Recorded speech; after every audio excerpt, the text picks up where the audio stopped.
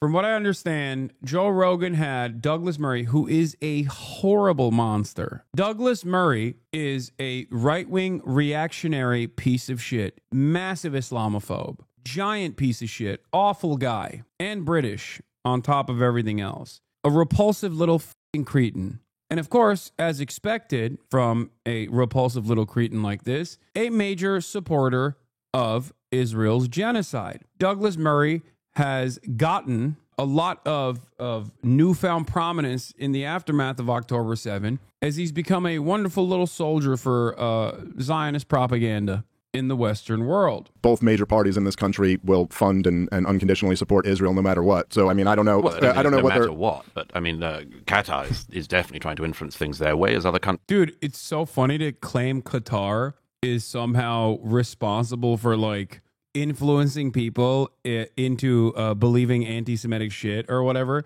Qatar itself is like the Switzerland of the Middle East, okay? The Gulf states.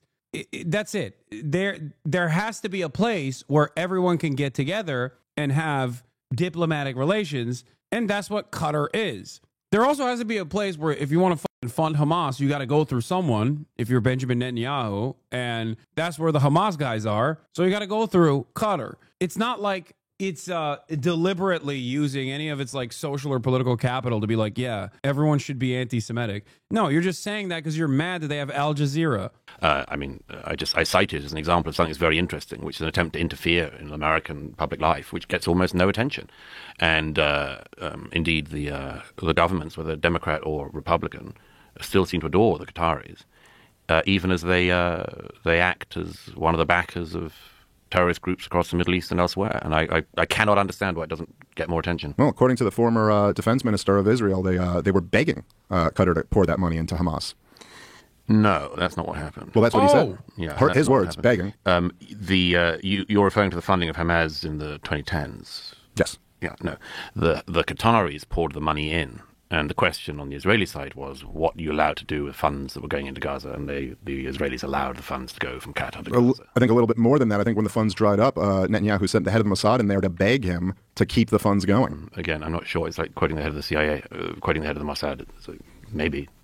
But Maybe. that's not the evidence. Oh, so now you don't want to fucking believe the Mossad. Okay, got it. I think I'm allowed to quote powerful people when they admit what they're doing. I mean, it's I kind of like... I know, but again, I mean, it's just an interesting thing, because again, it's a discipline about this, which is, do I only quote powerful people when they say the odd thing that I agree with, or do I simultaneously distrust all powerful people? It's just an interesting rhetorical... Well, no, I mean, I think that obviously, like, I don't blindly trust anyone in the political class or the media class for that matter either. But when they admit things that are like very against their interest to admit and kind of give away the whole game that now they're pretending doesn't matter. Are you sure whether it's the CIA or Mossad that it isn't just if they say something that you happen to want to be the case? Wait, what do you mean? So primary sources are irrelevant if I disagree and it makes my position indefensible? What is the argument from Douglas Murray here? What the Yo, Dave is not even like the most well-read on this shit, and I'm sure he would openly and readily admit that.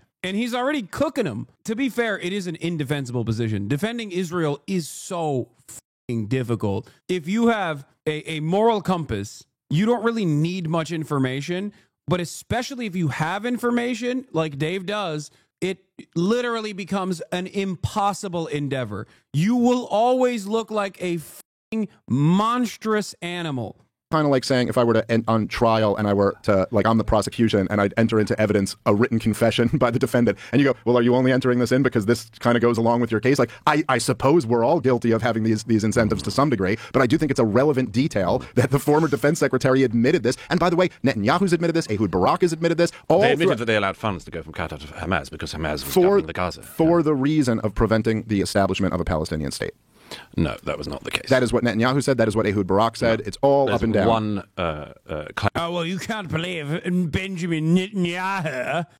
You can't believe him because it makes my argument look unsustainable. How dare you, sir? Why would you believe Benjamin Netanyahu? He did. He literally said that. He said, we can always deal with Hamas. The deliberate reasons as to why Israel played a formative role in propping up Hamas was because they made a somewhat correct prediction and a very incorrect one. But the correct prediction that they made was that, well, these guys are Islamist fundamentalists, and they will never be able to get broad support from the Western world in the same way that like a guy like Ghassan Kanafani could, because he was a author and also Christian. They assassinated all of the secular socialist leadership of the Palestinian resistance, and they basically propped up the Islamist fundamentalist one, assuming that the Islamist fundamentalist group would never actually modify their position or moderate their position ever, right? Which they did. Hamas literally did do that, for the record, and has. And that's it. That's their mistake was, as long as we keep Hamas propped up, we can always deal with it militarily. Except that was a major mistake, because you couldn't deal with it militarily on October 7. That's number one. And number two, they did become way more interested in, instead of just simply politically dominating the Gaza Strip, doing anything and everything in their power to end the occupation, including but not limited to creating coalitions with every other faction with the exception of the Palestinian Authority, because the Palestinian Authority is a part of the Israeli security apparatus. But virtually every every faction, including former Fatah, that like not that long ago facilitated a coup d'etat against Hamas after the outcome of the election didn't go their way. So these guys are only invested in one thing and one thing only, which is the end of the occupation. There's one recording of Netanyahu saying something along those lines.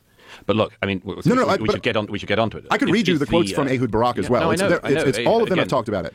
The situation. Let's get onto it. The situation there, and the war of the last 18 months now, more than 18 months in the Middle East, is a result not of that, but of Hamas deciding to start another war with Israel and trying to. Hamas! It's Hamas's fault. It's Hamas. But you don't think if they were being propped up by Israel, that has nothing to do with the group? They were not being propped up by Israel. The reason why Hamas were in power, as you know, much against the interests of the Israelis, was that they were voted into power after the Israelis withdrew from Gaza in 2005.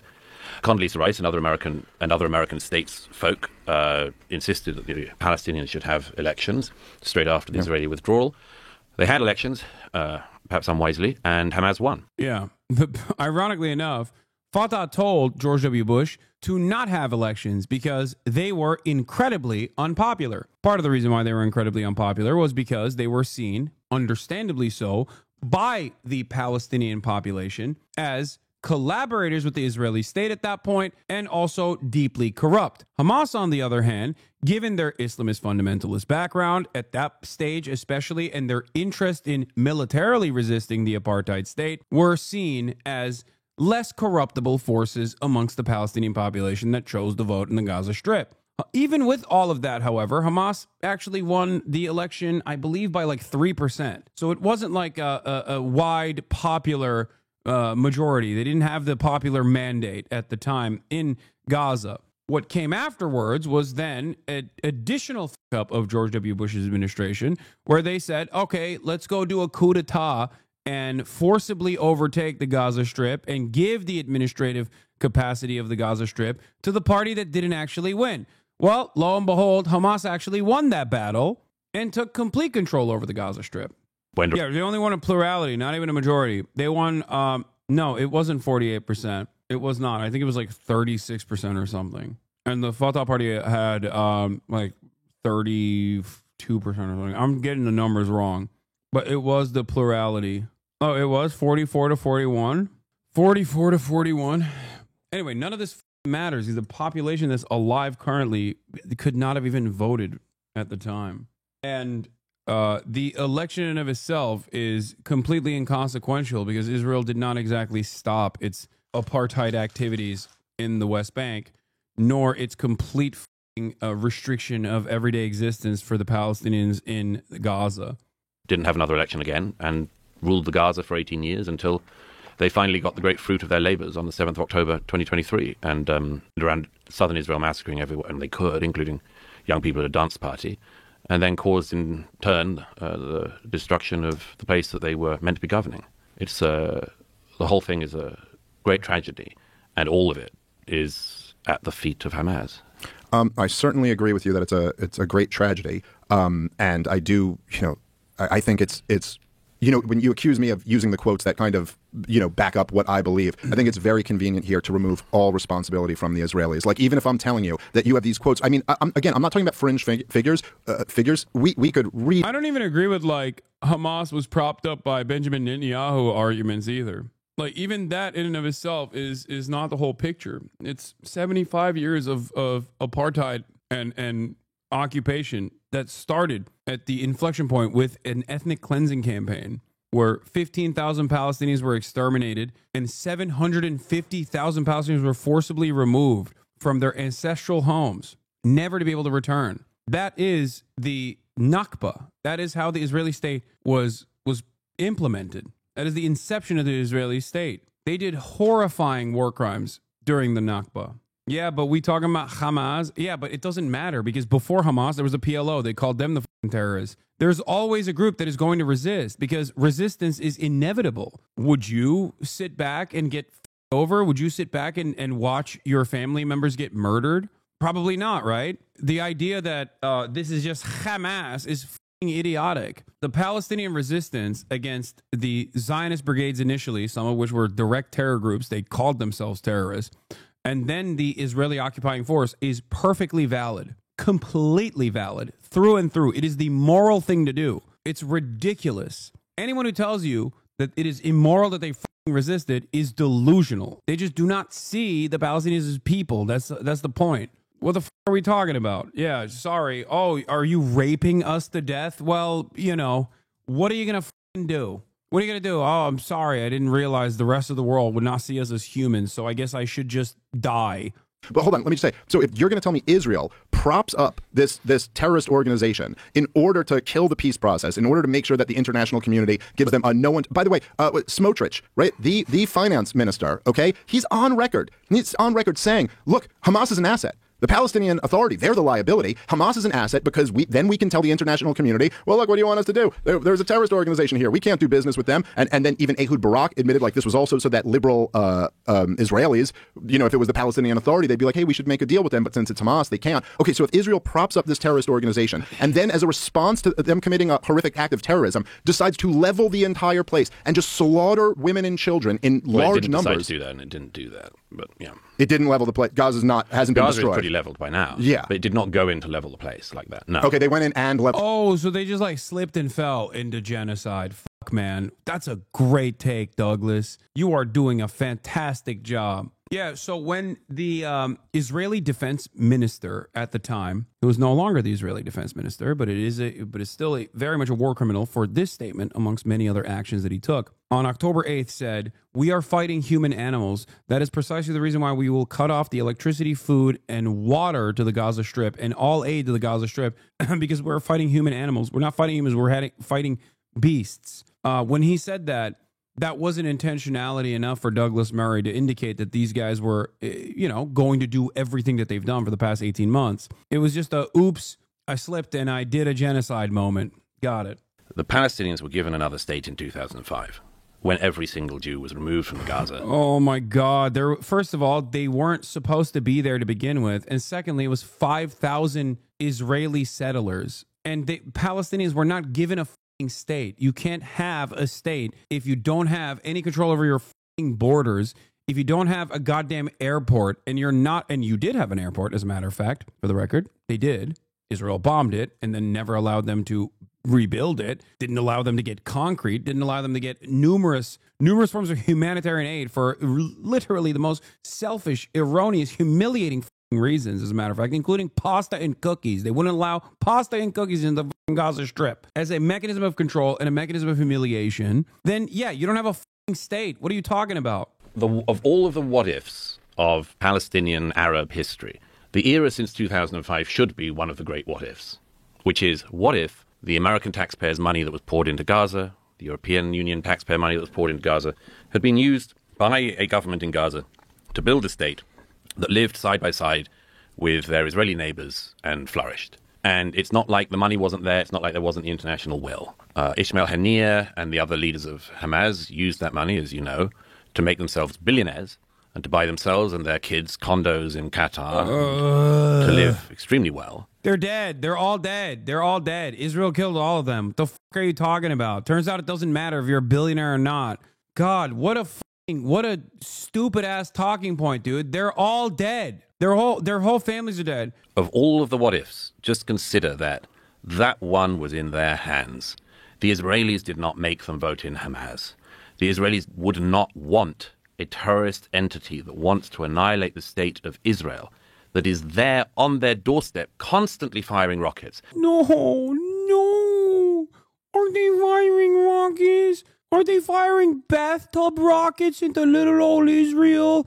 Another $30 billion defense system for Israel. We must stop the bathtub rockets they literally make with the fucking munitions dumped into the Gaza Strip half the fucking time. Oh no, I can't believe it, dude. It's crazy. Why are they doing that? Because there's got to be a reason, right? Is it because they're just like barbaric anti-Semitic monsters who just want to fucking, kill any Jew that they can? Is that what it is? I'm sure that's what Douglas Murray thinks. It's just so weird because the timing of the rockets almost always coincide with Israel's, again, exterminationist, humiliating policies of ridiculing and destroying the lives of all of the West Bank Palestinians that want to participate in Ramadan. It's just so odd that that's when the rockets get lobbed, because Hamas will say, hey, don't brutalize the Palestinians at Al-Aqsa. Don't do that. If you do that, we're gonna do whatever we can in our power to punish you for it with the limited amount of power that we have. And Israel doesn't matter. Israel doesn't care. They do it anyway. And then the rockets get lobbed into Israel, and my tax dollars defend Israel from those rockets. And then Israel turns around and uses more of my tax dollars to fucking reduce Gaza, or at least parts of Gaza in the past, into rubble. The reason they want it there is because then it kills the peace process, and then you have no one to negotiate with certificate, and then you can keep your eyes on building up settlements in the West Bank. There are, as now, many people to negotiate with. Mahmoud Abbas may be, I don't know as the joke goes, currently in something like his 20th year of his first 4-year term as head of the Palestinian Authority. But Mahmoud Abbas is there in Ramallah. The compounds of the Palestinian Authority, which I've been to many times in Ramallah, are there. They run their portions of the West Bank. They could be there to negotiate with at any moment. The Israelis... Oh, they have their portions in the West Bank. Oh, thank you, man. Thank God Israel so graciously offered the Palestinian Authority, which is literally a part of the Israeli security apparatus that undermines Palestinian resistance to the West Bank, which is not only the legal right that Palestinians have, but is the moral one that Palestinians maintain, as a matter of fact. But the Palestinian Authority, in cooperation with the Israeli security apparatus, the apartheid state, will oftentimes directly kidnap Palestinian resistance in the West Bank. That Mahmoud Abbas has portions of the West Bank. You fucking colonial asshole, dude. Holy is this the British epigenetics kicking in? Well, we've partitioned it and gave certain portions back to Mahmoud Abbas. Oh, how gracious of you, sir. Thank you. I've been to his home.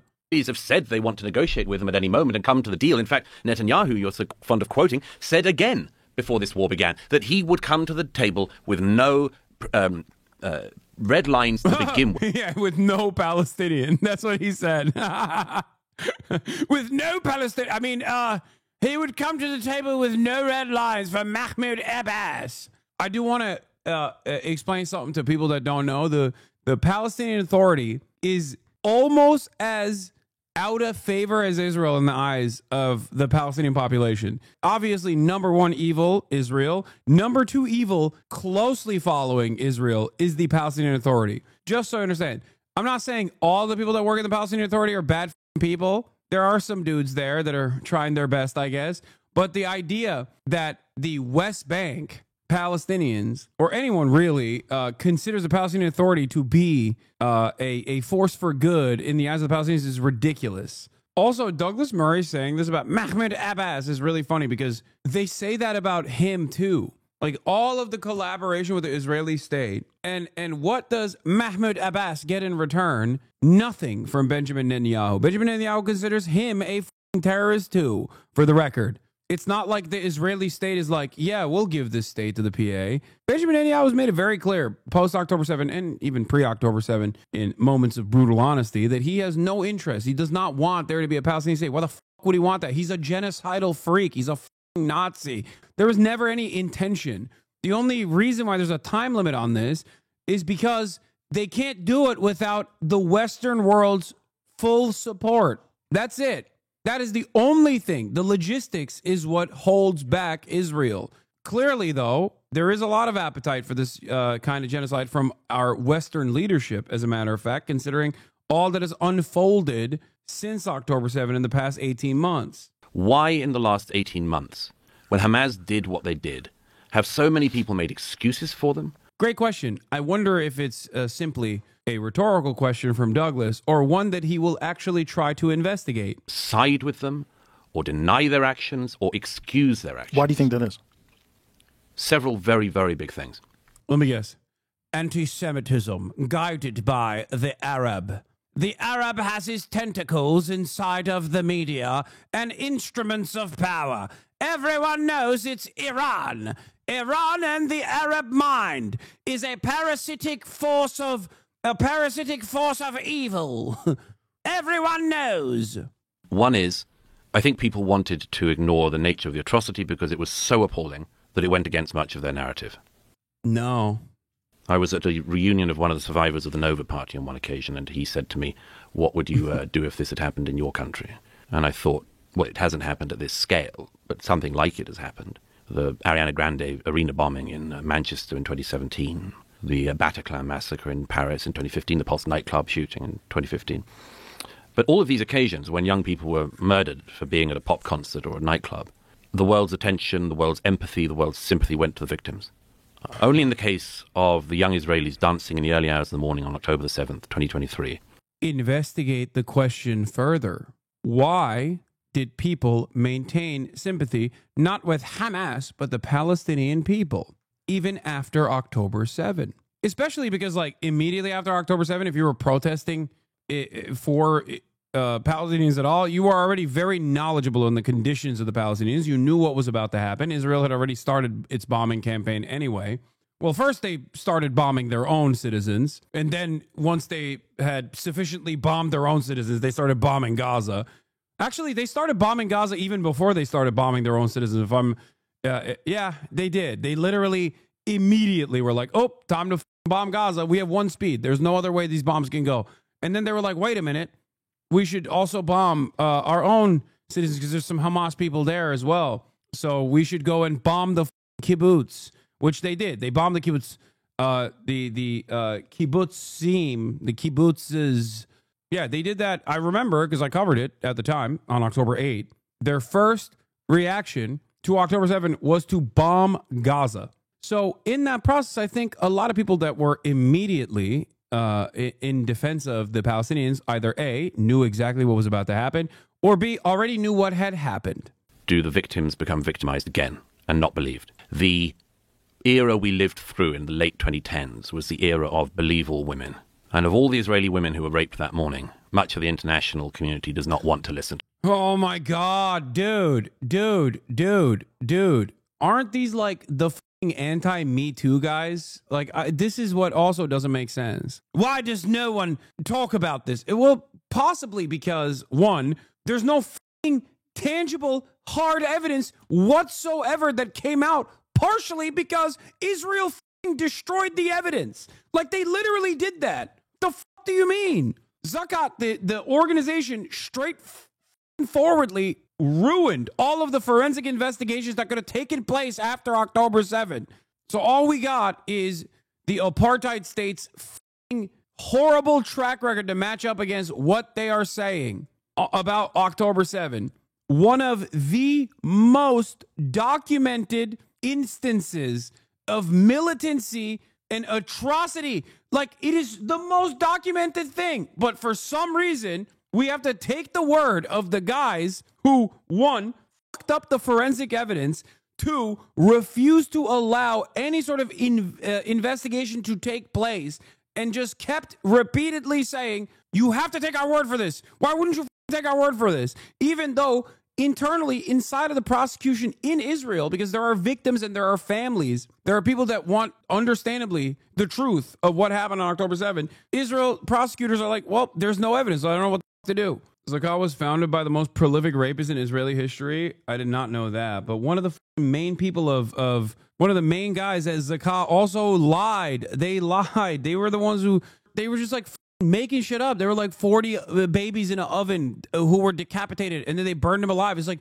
none of it is true. And we know that none of it was true, but it doesn't even matter. The founder of Zakah has been described as the Haredi Jeffrey Epstein. Yehuda Meshi Zahav was the Haredi Jeffrey Epstein. This is by Ynet. Residents of Jerusalem's Mea Shearim neighborhood, Meshi Zahav's birthplace, say they weren't surprised to learn about his alleged mischiefs, claiming that the new accusations are just the tip of the iceberg, and the community leaders even considered castrating him once. Holy yeah. Israel also blocked the UN from actually investigating Hamas's sexual violence. The UN is not an organization, and I can't believe I'm saying this, and Israelis will laugh at this statement, not the Israelis that are in this chat, but like anyone who's pro-Israel will laugh at me saying this. But the UN is not an anti-Semitic or anti-Israel organization. The UN is as impartial as you can get. So when they wanted to conduct an independent investigation into the potential sexual crimes that took place, mass rapes that took place, and Israel said no, that was an insane moment. They were like, no. You can only talk to the police that will give you, what our secondhand, third-hand accounts are, some of which was instantly discredited.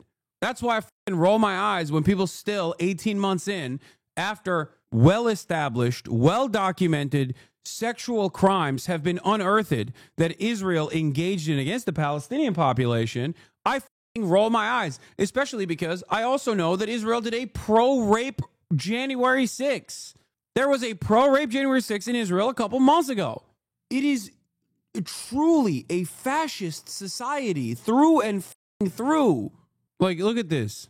Israel is forcing, this is a BBC article that just came out. Israel is forcing caged Palestinian hostages to perform sexual acts on each other, drink from toilets, bark like animals. Israel is systematically raping Palestinian hostages. Do you understand? This is a firmly right-wing country, a firmly right-wing fascist country. It is not a mistake that these sorts of things keep happening. There are disgusting anti-Semitic Nazis that will say, oh, it's because they're Jewish. Meanwhile, look at our disgusting fascist neo-Nazi country, and you will see very glaring similarities to Israel as well. Look at our administration. If you can't make that comparison as a progressive person, if you can't look at America and be like, isn't it weird that we got Donald Trump as president and we got a literal rapist as the defense secretary? How did that happen? You're living in it. You're living through it. So it should be evident as to how it can happen over there too. Yeah, daughter of senior public figure accuses parents of sexual abuse. Gag order on the case. Media permitted to publicize fact of complaint but barred from sharing further details. This is another recent story. Orit Strock, Minister of Settlements, and her husband are accused of doing that to their daughter, like sexually assaulting their daughter. Yes. So do you understand why I roll my eyes? The aims of Hamas, their stated aims, include the annihilation of the Jewish people. And October the 7th, they had their best go at doing that. And the fact that in a decision between whether or not you're on the side of the people who want to dance and live in peace with their neighbors. Bro, be for fucking real, dude. They were dancing on the side of a concentration camp fence, dude. Hey, yeah, they were dancing for peace on the side of a fence of the concentration camp. What the fuck do you mean they were dancing for peace? What are you saying? It's zone of interest. Did they deserve to get killed? Of course not. But like, what is this argument? What is this insane argument? It's like, wow, dude, they were just dancing for peace. That's why they were dancing right next to the boundary in the Gaza envelope, dude. That's where the dances were happening. Because where else can you dance for peace? And there are deep reasons for it and shallow reasons for it. The deep reasons include some of the most ancient bigotries of the human heart, and the shallow reasons are people who don't know what the hell they're talking about. Oh God, this guy's so lame, dude. Oh, it's just Israel has been lied about because of the bigotries of the shallow heart. The bigotries of the human heart. Yeah, dude, I'm such a bigoted person. First of all, you're Douglas Murray. What do you mean people are bigoted? You're bigoted. You're a nationalist. You defend British nationalism. What the are you talking about? No, the only reason why you defend Israel is, I suspect you're not exactly fond of Jews either, but the only reason why you defend Israel is because they're killing Muslims. You love that shit. You love that shit so much you forget that they're killing Christians too, but that's besides the point, you know? I think that your characterization, first of all, of that they gave the Palestinians a state in 2005 is just wrong. And I just think that is not at all an accurate way to describe the disengagement, which we could get into more if you want to. But first of all, I would just point out that if the two-state solution was achieved, I assume you're arguing it was taken away after that. You're not still arguing that the Palestinians have a state, or are you saying they have had a state since 2005? They were given a state in the Gaza. And when was it taken away? Well, they kind of screwed it up for themselves on the 7th of October. So you're saying from 2005 all the way till October 7th, there was a two-state solution. It had been achieved. Well, it was another state, yeah. Oh, okay, but that would be two states then. No, it was another state. It was different from the PA. Oh, so it was 3 states. How visionary. Well, it was a 3-state solution. You see, Dave, there was a 3-state solution. Israel is so bountiful, it gave the Palestinians an extra state. How dare you, Dave? That's right. They love the Palestinians. That's why they gave them an additional state. I would like to have multiple states partitioned off in, well, this is an old term for it, Bantustans. How about a 4-state solution? Look how wonderful Israel is. Okay, right, but I'm saying a Palestinian state. Yeah. Okay, so what's interesting about that is that this is not how any of the leaders really describe it. I mean, when Netanyahu himself is not claiming that they had already achieved a two-state solution, why are you talking about this? What happened in 2005 in the disengagement was that essentially Israel went from occupying the place to surrounding the place, and they've had it under a brutal blockade since 2007. And yes, you were right that it was. Why do you? I don't agree the blockade was brutal by any means. You don't think the blockade of Gaza was brutal? I mean, how brutal do you think the Egyptians are? Pretty brutal. Yeah. Yeah, the Egyptians, as though they had any say in the matter, even though they're exactly not fond of Hamas or the Palestinians for a multitude of different reasons. But I like that he has to point out the Rafah crossing as though Egypt was not also operating at the behest of America and by extension of America, Israel. So yes, they were also brutal to the Palestinians. And they did enforce the blockade. Are you talking about the people or the government? No, of course I'm not talking about the people. I'm talking about the government. The people have no say in this process. Because if the entire Arab world's wishes were met by the fucking Arab governments, Israel would not be able to do a genocide. There'd be a 1 state right there, okay? With a right to return. The people's wishes are famously not reflected by their governments in the region. It's a balancing act that these guys put forth. Why is it a thing on the Gaza tunnels in like 2012? This wasn't a secret, Lamont. I know, but those are the tunnels under the crossings. Those aren't the actual crossings. Yeah, of course, people have to devise different ways of trying to, and they shut down those tunnels anyway. That's the other side of it. But the people have to devise ways of having normal existence, like normal human existence, no matter what. I'll say this, right? Because there's been different levels of blockade, even before 2007, going back. I know in 1996, they had like a pretty strong blockade that year. According to the World Bank, it contracted 40% of the GDP of Gaza. So just for reference, the Great Depression was a 30% contraction. This was in 1996. For 1 year, they gave them something worse than our Great Depression. That was just 1 year. From 2007 on, there's been a blockade of that country. You don't think that's kept the country poor? Why do you think there's a blockade of any kind? Why is there a blockade? Well, I mean, the argument from Israel would be... No, why do you think? Because they want to kill all the Palestinians. They want to make their life a living hell. They want to kill all the Palestinians. They want to make their life a living hell. And they will slowly but surely do everything in their power to humiliate, abuse, and eventually exterminate all Palestinian life. Because that's what it is. Because they are nothing to Israel. They are nothing to the Zionist project other than a fucking hurdle that they must clear. That's it. They want them all to die or go away and never come back forever.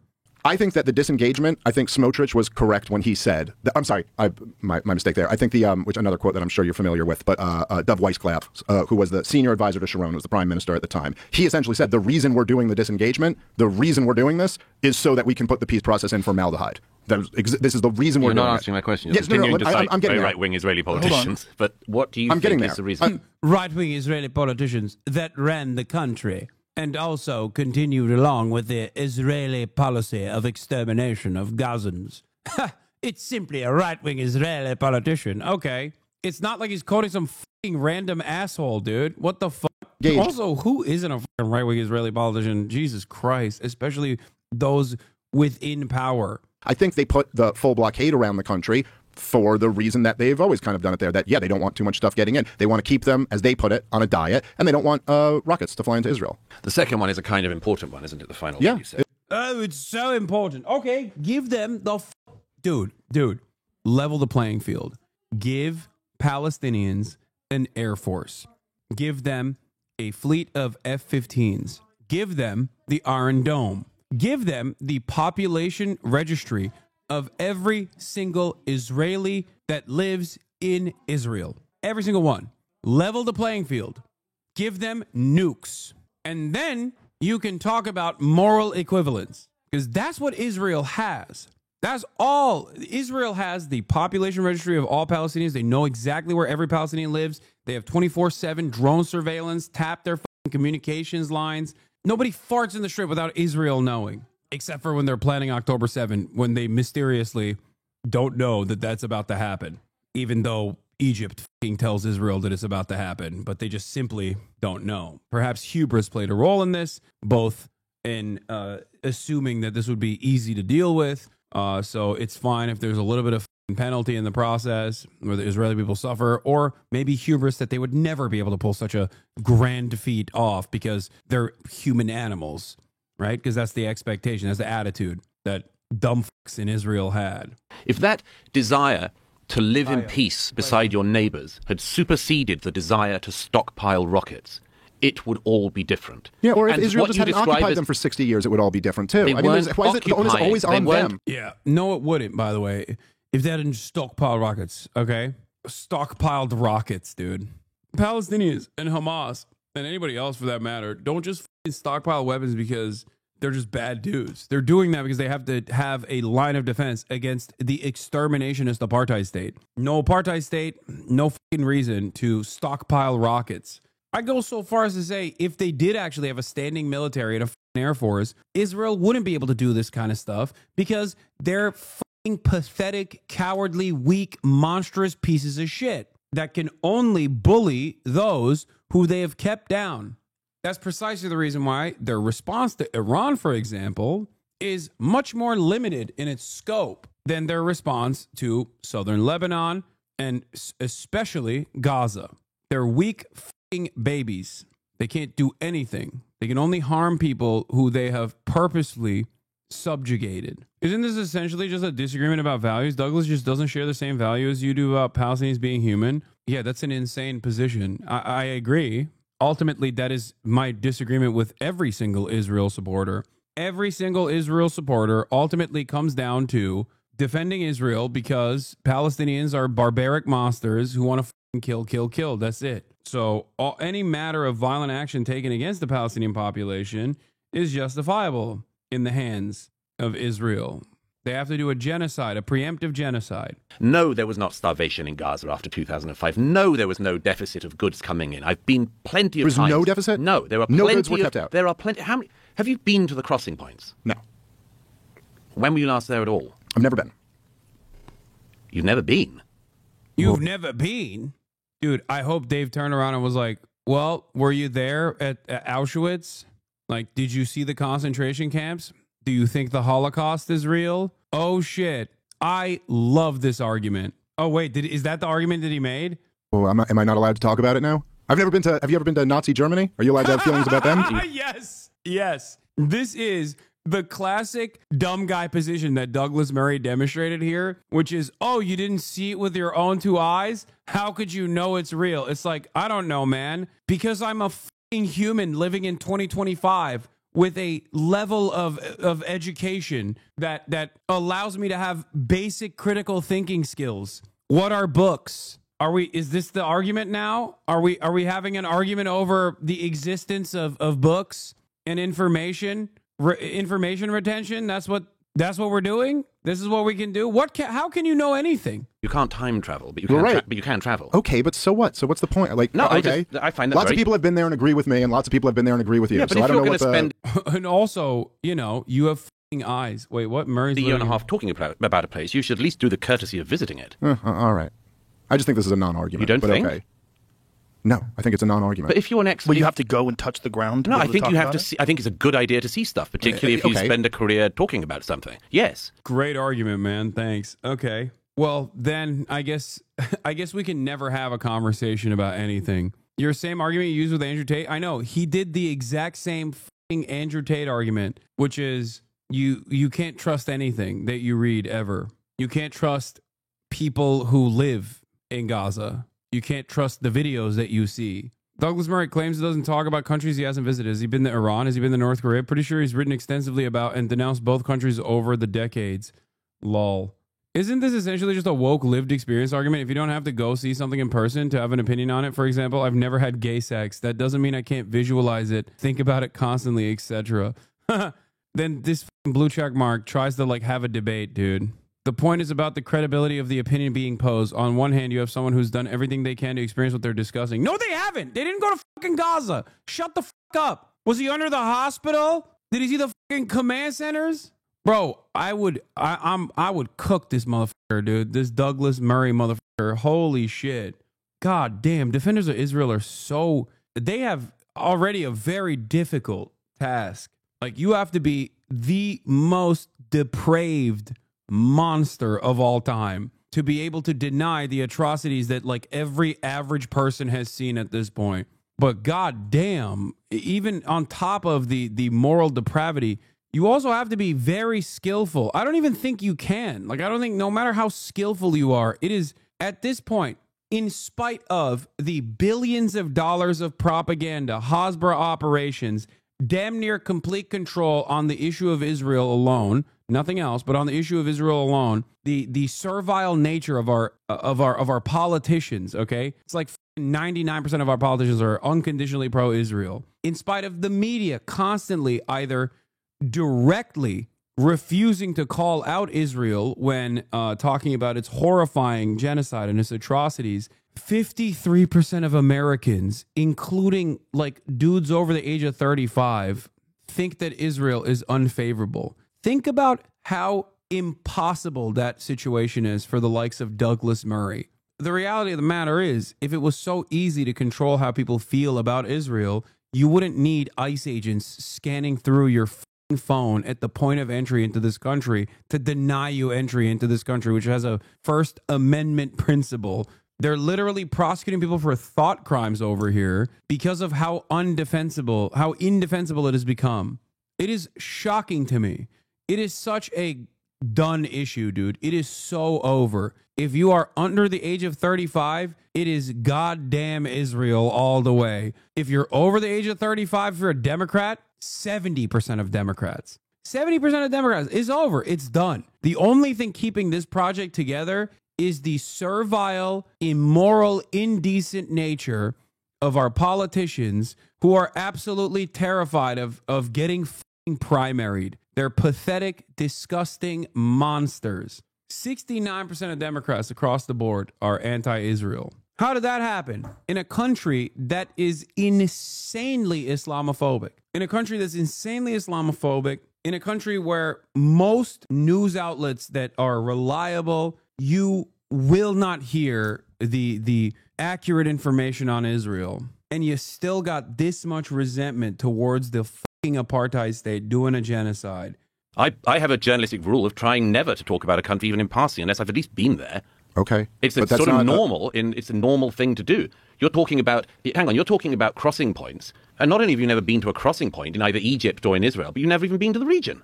Okay. Again, I think this is a non-argument. I don't understand. No, it's not a non-argument. Yeah, it is. It's not a non-argument. If you're insisting that you're an expert, the only people that are allowed to talk about Israel are those who have been granted an award from the Israeli president for defending the apartheid state.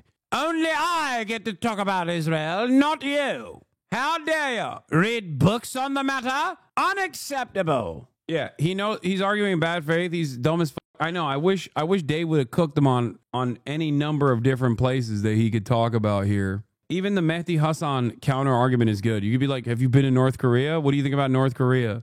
See how stupid this argument is? Because you're a stupid person. See, I love genocide. That's why I can name every single one of them. So you're not That's allowed to amazing speak to about me. things that you've read about. You can only speak about things that you've seen with your own eyes. You can talk about what you want, as you're proving, but that is a different matter from spending an awfully long amount of time talking about an issue. Yeah, this is when you've lost the debate. This is the type of argument that you make. You can no longer argue on the issues. You can no longer argue on the issues at all. The subject matter is indefensible. So you have to just be like, well, you've never been to Israel.